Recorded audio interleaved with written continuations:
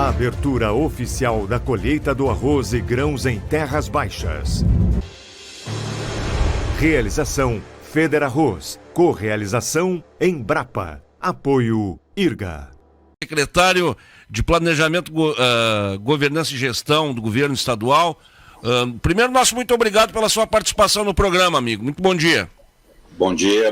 Primeiro, pergunta como sempre nós fazemos, se estão ouvindo bem, né? Em épocas virtuais, né? Tá muito bom o som. Tem que estar com a conexão em dia, né? Tá muito bom o som. Secretário, ontem esteve aqui o governador Eduardo Leite, esteve na Associação Comercial, depois teve uma reunião também no Sindicato Rural, teve em Cristal também, lá do nosso Parque Bento Gonçalves. Uma coisa que eu notei, viu, secretário, um governador bastante prestigiado, viu? E a gente até brincava, né? Pô, se fosse para a reeleição, talvez se quebraria aí esse paradigma de os gaúchos não reelegerem o seu governador. Mas me parece que chega ao 4º ano de governo bem na foto, né? O governador e, consequentemente, a sua equipe, a qual o senhor faz parte. Não, eu acredito que isso foi o resultado de uma constância de propósito, né? Eu tive a oportunidade de coordenar a transição para o governador Eduardo Leite e também tive a grande oportunidade, com todo orgulho, de participar do governo Sartori via a liderança que eu tinha anterior do Movimento Brasil Competitivo, auxiliando no modelo de gestão. E acho que nós tivemos aí um processo de transição dos mais exemplares que tivemos na história do Rio Grande do Sul, onde você conseguiu definir claramente também o caminho a ser seguido. E desde o primeiro momento o Eduardo colocou para nós, da sua característica, eu acompanhei também todo o trabalho dele de Pelotas, estou há 20 anos fora, mas nunca me desliguei de Pelotas, que é aquela coisa do você ser um governo de evolução e não um governo de ruptura nem de continuidade, ou seja, você saber que você tem um papel na história, na construção do Estado melhor, do Estado que enfrenta seus problemas durante um período de 4 anos e fazer o melhor possível. Claro que fizemos vários enfrentamentos importantes, umas reformas necessárias, a reforma administrativa, a reforma previdenciária, que são as maiores feitas no Brasil. Nesse ponto, fizemos enfrentamentos de corporações, enfrentamentos necessários, e não é aí nenhum tipo de problema ou alguma coisa contrária a determinados grupos de corporações ou servidores, mas tinha necessidade de você colocar o Estado num trilho para que ele venha caber dentro daquilo que ele arrecada. E finalizando agora este último mês com a adesão ao regime de recuperação fiscal, que era algo que vinha sendo tentado não só pelo governador Eduardo, mas já também era uma necessidade vinda colocada também pelo governador Sartori. Só que naquela época sem ter feito algumas reformas necessárias e as próprias privatizações. Eu acredito que eu vejo como muito positivo. O pessoal às vezes me pergunta, eu tive a oportunidade de passar por 22 estados, né, mais de 5 dezenas de prefeituras, governo federal, presidência da República e ministérios. Eu digo que com certeza o estado do Rio Grande do Sul está de parabéns, porque enfrentou seus problemas e enfrentou de maneira muito transparente e clara. E acho que tem que continuar enfrentando. Não é algo que se resolve em 2 mandatos, é algo que provavelmente nós vamos precisar mais 2 ou 3, que assim efetivamente o Estado vá por um processo de equilíbrio fiscal e vá também para um processo de aumento de competitividade, dando condução aos mais de 4 bilhões que nós estamos investindo aí para avançar, que são graças a essas reformas e graças a uma parceria muito grande da Assembleia Legislativa e de demais poderes. Eu também, pela experiência que trago, acho que o Estado do Rio Grande do Sul está de parabéns. Falo sempre que não acho, tenho certeza, que hoje o ambiente harmônico que existe no Rio Grande do Sul entre os poderes, né, entre a relação Assembleia e Executivo, é algo exemplar, e nesse ano permitiu aí, com a liderança do Lara no início, depois do Polo no segundo mandato, agora com o Gabriel, desculpe, e próprio agora com o Valdeci, de estarmos avançando com o apoio da nossa base, votando, né? Porque sem a Assembleia você não faz nada. Eles foram muito corajosos em esse enfrentamento, todos os deputados estaduais que nos apoiaram. Isso é fundamental. Mas temos muita caminhada pela frente. Pois é. Eu acho que algo que difere muito o governador Eduardo Leite, a gestão de Eduardo Leite de Sartori, é esse manejo político, né? Esse traquejo que eu acho que ajudou muito Eduardo Leite nessa gestão. Agora, secretário, eu te pergunto, dentro também até dessa sua experiência com prefeituras e Brasília também que o senhor tem, o que garante que essas medidas que vêm sendo tomadas, e aqui eu me refiro a algo muito importante que aconteceu no dia 27 ou 28 de setembro, que foi a assinatura desse regime aí da recomposição da dívida do Estado, regime fiscal. O que garante que o próximo governo, ou os próximos governos, não venham a alterar isso aí? Eu me refiro aos governos do Estado. Não, primeiro eu coloco assim, na verdade, o nosso processo efetivo agora de adesão, né, do regime de cooperação fiscal começou agora nas últimas 2 semanas com um aceite, né, da nossa carta de adesão pelo Secretaria de Tesouro Nacional, e agora nós temos aí um período. Claro que, volto a colocar, nós estamos num Estado democrático de direito, ou seja, é um contrato, né, claro. É uma homologação, ou seja, nós temos hoje as instituições que prezam o cumprimento disso. Com certeza, nós já vimos há um tempo atrás onde contratos ou acertos foram rompidos unilateralmente e isso prejudicou o Estado, né? Portanto, eu digo que o que vai garantir também a nós mantermos o trilho não só é cumprirmos o que tem e é necessário, porque nós estamos falando aí uma dívida bilionária com o governo federal. Eu sempre coloco a exemplo, o pessoal me pergunta, é como se você tem uma dívida bilionária e você faz um acordo com o credor e você depois vai decidir mudar. Não, você está fazendo uma recuperação judicial, né? E você precisa cumprir porque você tem uma série de benefícios e também uma série de ações caso você não cumpra. Mas com certeza a minha visão é que nós temos que também nos próximos anos manter este rumo de responsabilidade, porque no final das contas o não cumprir o regime, ou não fazer as reformas necessárias, ou fazermos aquilo que de alguma maneira não cabe no orçamento do Estado, traz um efeito deletério, que foi o efeito que nós vimos aí de incapacidade total do Estado do Rio Grande do Sul de fazer investimento, incapacidade total do Estado fazer frente ao cumprimento daquilo básico com os seus servidores, mais de 50 meses pagando salários atrasados, parcelados, e um desajuste estrutural nas contas públicas, que não faria cumprir nem aquilo que é mais prioritário, que é pagar aqueles que trabalham no seu. É como se uma empresa, eu venho do setor privado, é como se uma empresa, o acionista, o gerente, o presidente resolve fazer algo e, faz algo que não leva em conta o custo que você tem, que tem dentro das folhas, e não cumprir aquilo que é básico daqueles que fazem a sua atividade. Então, não só, por um lado, você tem que ter a responsabilidade jurídica e contratual que existe, que saber que existem efeitos duros isso, né?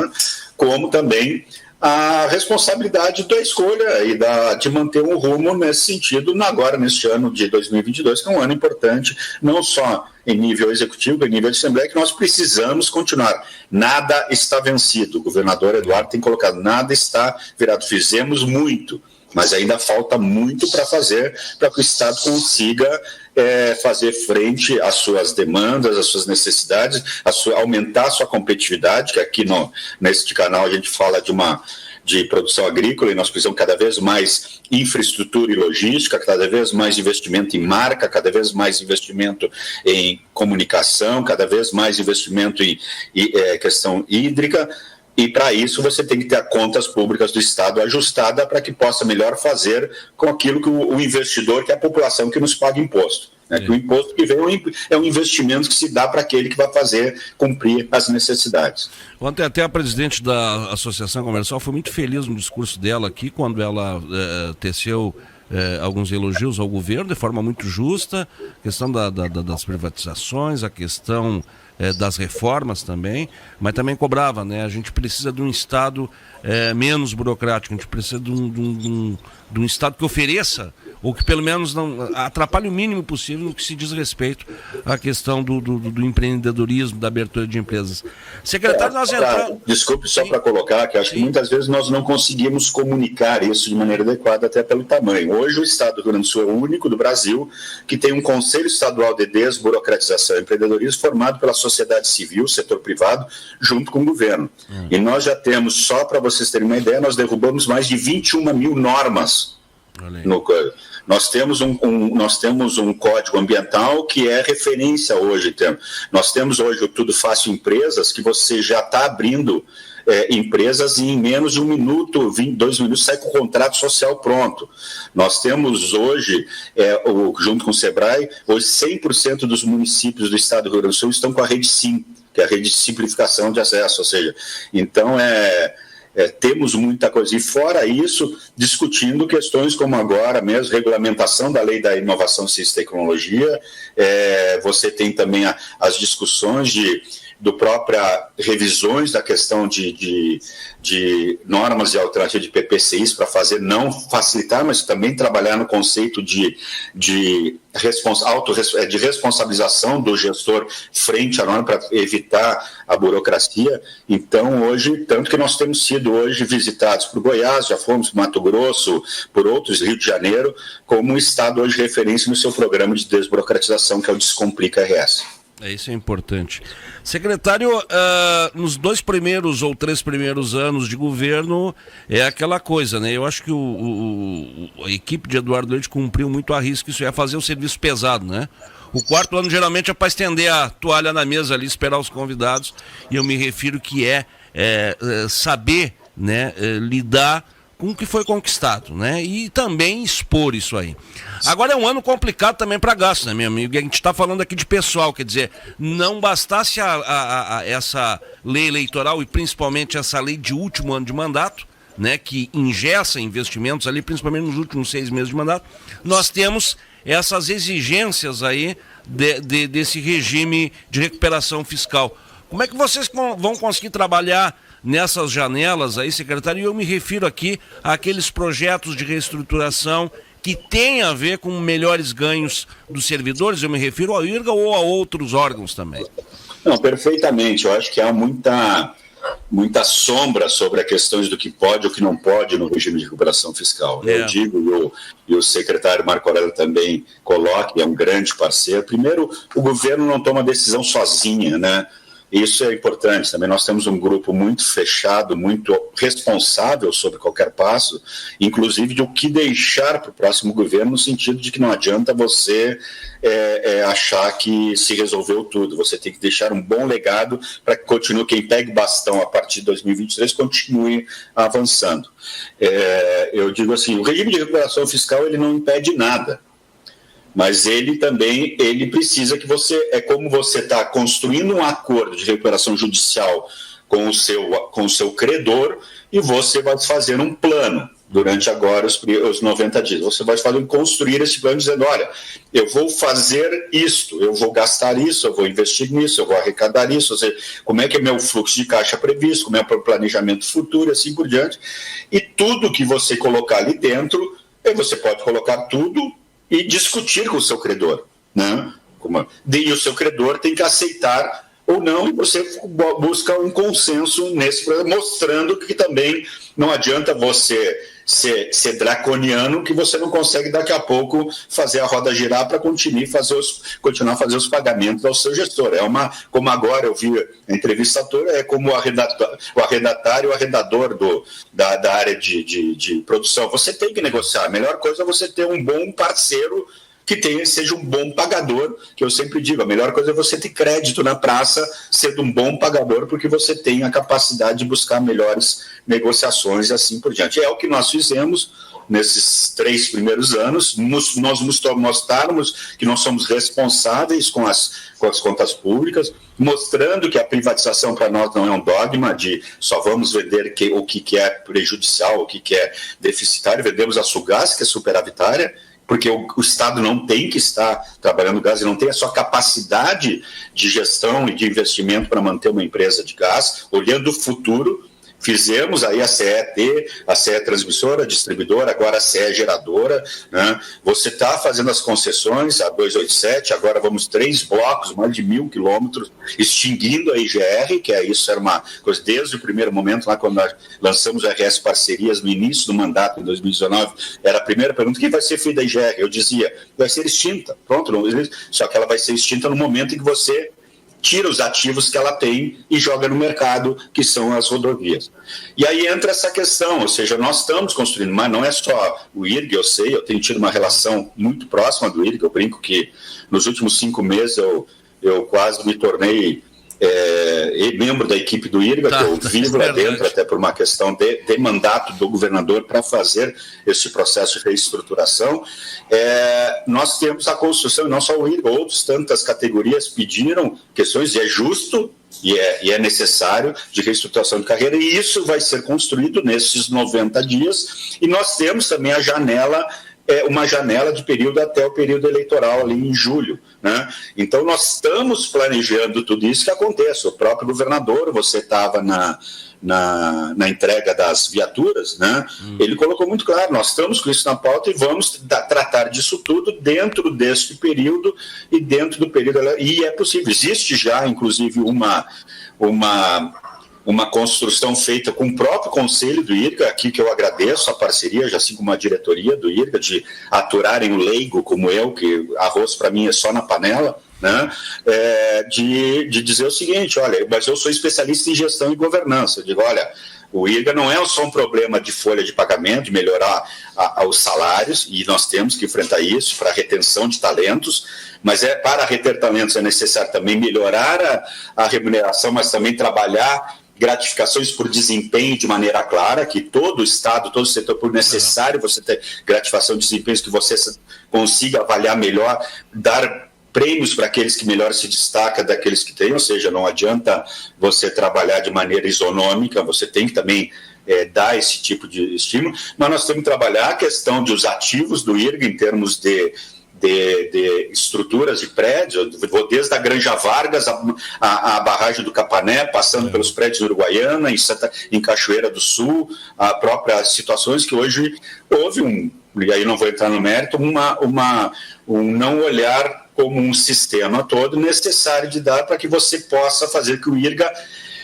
caiba e execute de maneira adequada a 100% da CDO, que foi um compromisso do governador e foi uma conquista dos atores do IRGA da garantia do 100% da CDO. No entanto, é um recurso finito, né, limitado. Você tem que fazer o equilíbrio dentro desse recurso finito, o que você vai atuar em recursos humanos, o que vai ser atuar em investimento e o que vai ser daqui a pouco, de alguma maneira, atuar em atividade de meio. Esta lógica de governança é o que nós estamos construindo junto com a diretoria e o conselho do IRGA, de que, ok, temos que trabalhar a questão de recursos humanos, mas eu digo o seguinte: hoje o IRGA é dono de uma série de patrimônios ativos que não me faz, a mim, sentido ser.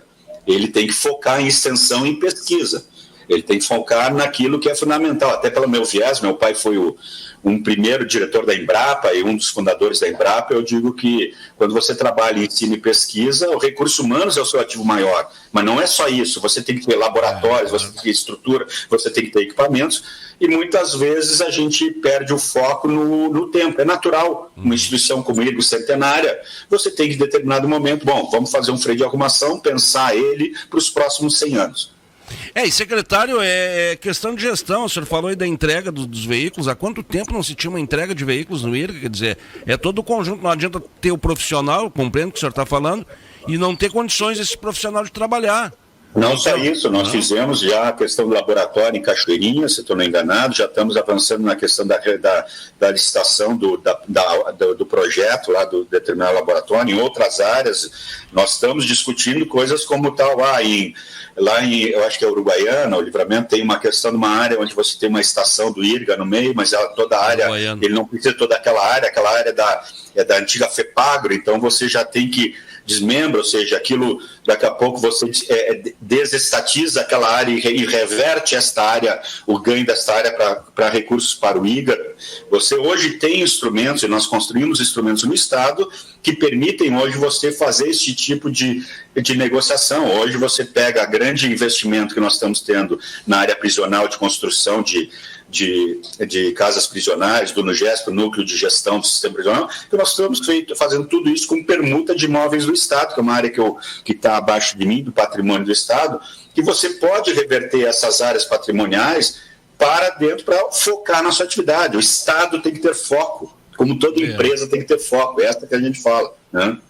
Quando eu anunciei a sua presença aqui no programa, a gurizada do IRGA, pergunta para o secretário lá, quanto é que vai ser os nossos percentuais aí de aumento, se ele pode falar alguma coisa em linhas gerais aí? Não, nós não temos, eu não tenho. Nós temos uma proposta que foi apresentada pelo Conselho e pela diretoria, né, uma tabela, uma proposta de reajuste, uma tabela de readequação do quadro funcional, inclusive com carreiras, e aquilo que nós estamos alterando.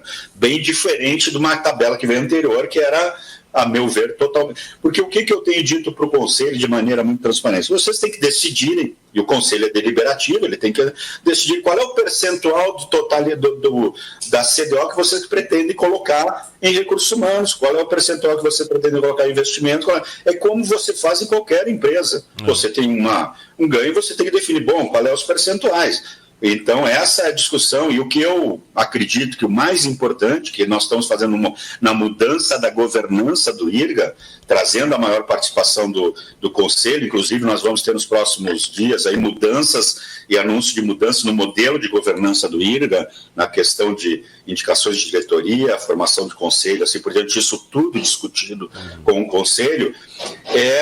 Vocês têm que assumir, né? A CDO existe, ela é de alguma maneira cobrada do produtor ou da indústria, às vezes o pessoal diz, quem paga a CDO? Eu sou pragmático e briguem comigo se quiser, mas quem paga a CDO no final das contas é o produtor, o consumidor lá na gôndola do supermercado do preço do arroz.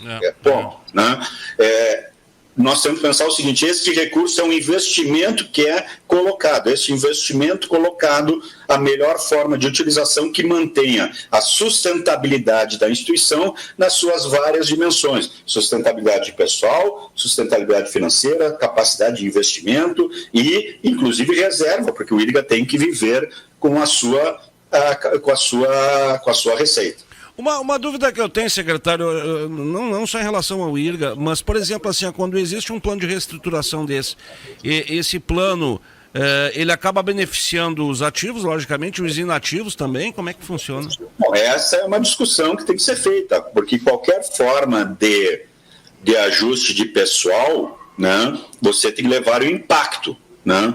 E esse impacto é que a gente analisa. Nós temos aí a discussão em algumas outras carreiras, vocês viram no caso do magistério, que nós, pela questão da lei, nós tivemos que dar aí o 33%, mas era necessário, ninguém é contra o reajuste. Pelo contrário, se pudesse dar 100% para os professores, eu daria 150%. Veio 32% que nós colocamos, mas nós tivemos que fazer algo no sentido, olha, nós vamos ter que ajustar para que quem está na ativa, quem entra novo, tenha atratividade, né, e vamos dizer assim, apelo de mercado para se manter, né, como educador, e o pessoal que está aposentado, que já tem uma série de benefícios, que acaba sendo os maiores salários, você teve ali a questão da redução da parcela, da parcela que tem. Então, esses ajustes é que nós fazemos, porque não adianta você... Nós temos que focar naquilo que nós queremos, dar competitividade ao IRGA. Para dar competitividade ao IRGA, nós precisamos saber que aqueles que estão na ativa, aqueles que têm uma remuneração de apelo de mercado. Isso não quer dizer que somos contra os... Não, nós temos que ver como fazer esse equilíbrio de contas. É o equilíbrio, gente. Eu digo que o problema, muitas vezes, é que o pessoal quer brigar com a matemática, né? E ela é exata, e o problema é esse, quando ela é exata, é difícil de você brigar, porque é uma questão de recursos finitos, a primeira lei da economia. você trabalha com recursos finitos. Né? Trabalhar com números e pessoas não é fácil. Quem está na nossa audiência aqui, secretário Gastal, é o nosso deputado Marcos Vinícius. Ele manda um abraço para o senhor. Grande Marcos, parceiro no IP Saúde, comprou umas broncas boas comigo, que o IP Saúde está vinculado aqui à secretaria. A gente sabe que ele foi fundamental aí também nessa caminhada do IP Saúde, um grande parceiro.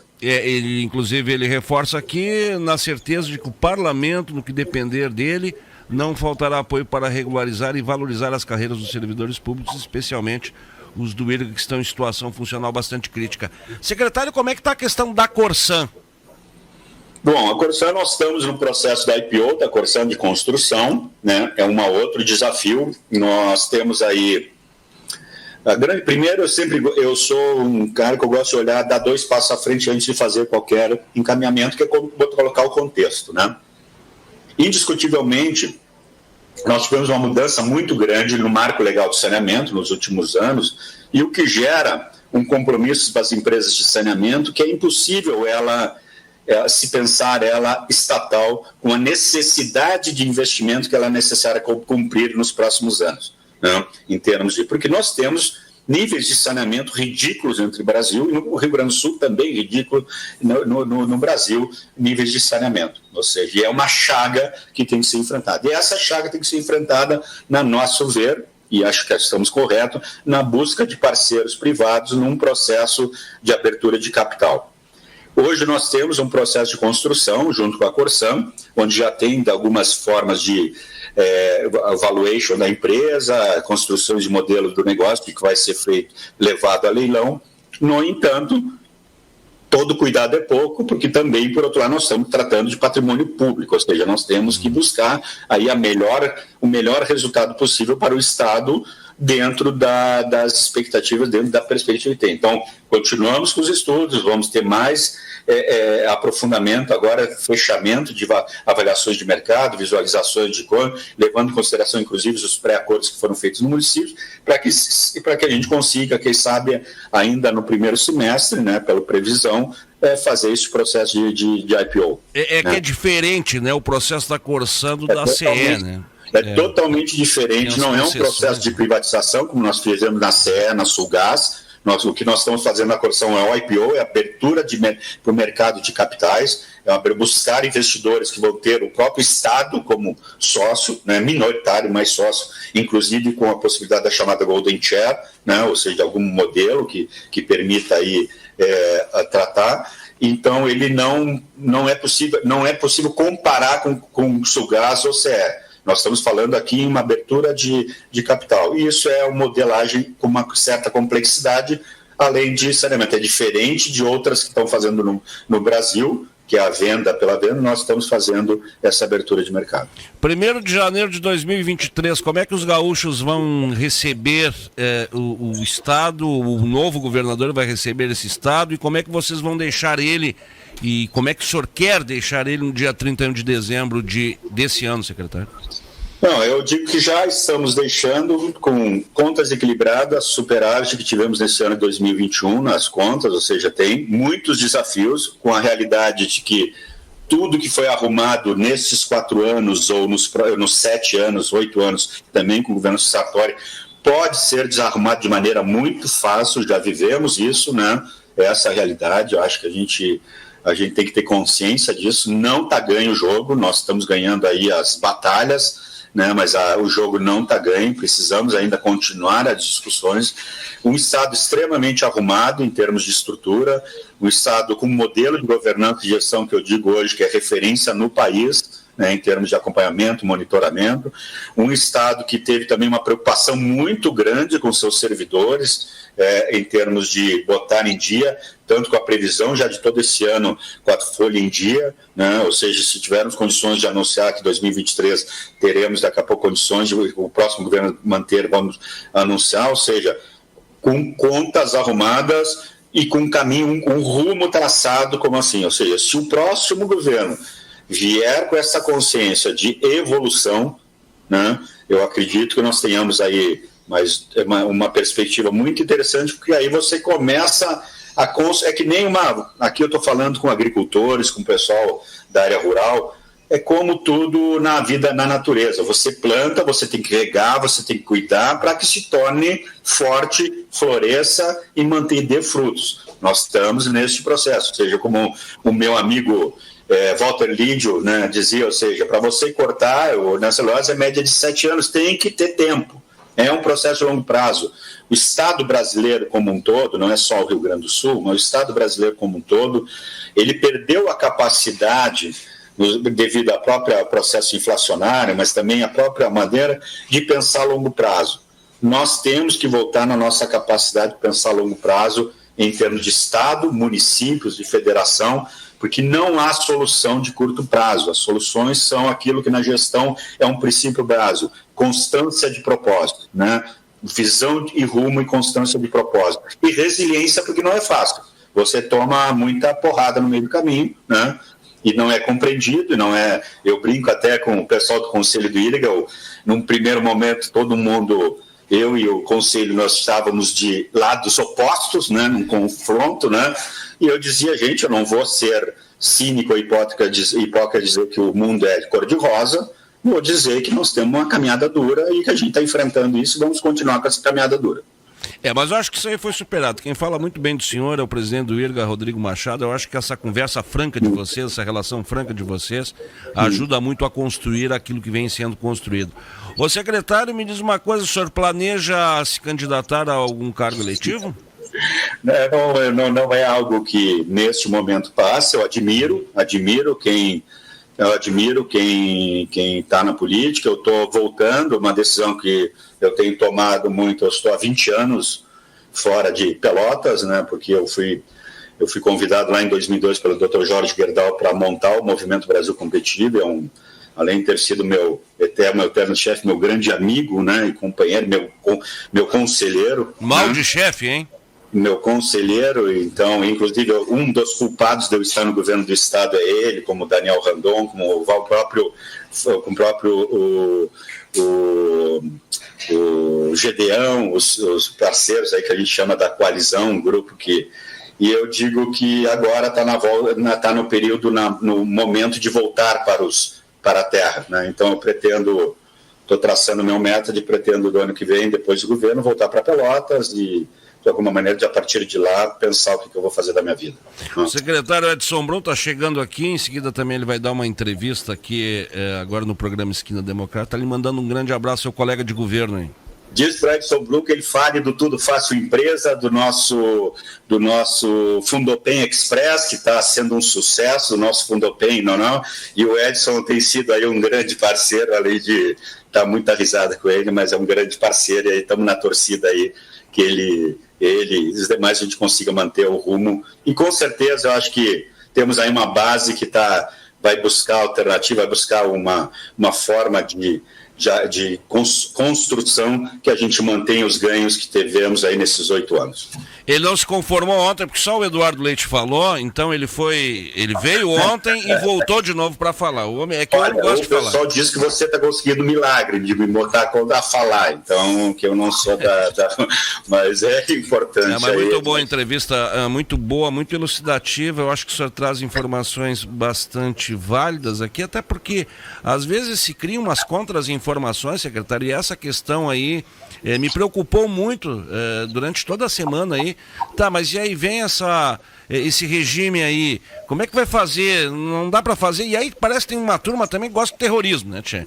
Então cabe a nós trazer essa informação da melhor maneira possível, e aí a gente descobriu que também tem essa janela, 4 de julho, secretário, dia da independência norte-americana, nós aí sim teremos a janela fechada. O meu pessoal disse que a sua matéria que saiu, acho que a segunda que teve, que o pessoal me recebeu, eu digo muito bem construída e com muita base e muita informação importante. É isso aí que a gente tem que trazer e levar para o pessoal. Muito obrigado pela sua participação, sempre à disposição sua.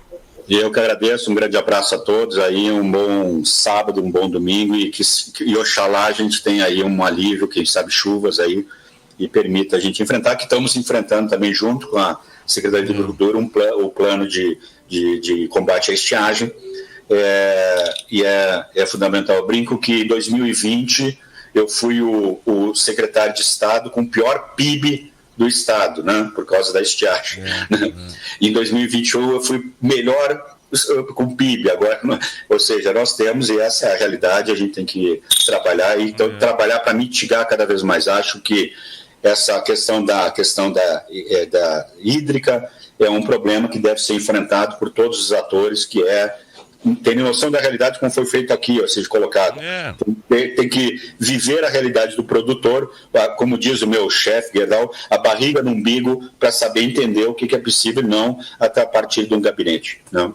E de forma sempre transparente. A notícia boa é que choveu bastante aqui ontem e hoje vai chover naquela região de Passo Fundo, naquela região de choveu, que a minha esposa tem terra em Cachoeira e está preocupada. Mas tá vindo, tá voltando a chuva, graças a Deus. Grande abraço, bom fim de semana. O senhor está em São Paulo, né? Boa estadia em São Paulo. Estou em São Paulo, estou em São Paulo. Terra da Garoa, estou em São Paulo. E aí, de muita chuva também nessas últimas semanas. Grande abraço, secretário Gastal. Cláudio Gastal, secretário de Planejamento, Governança e Gestão.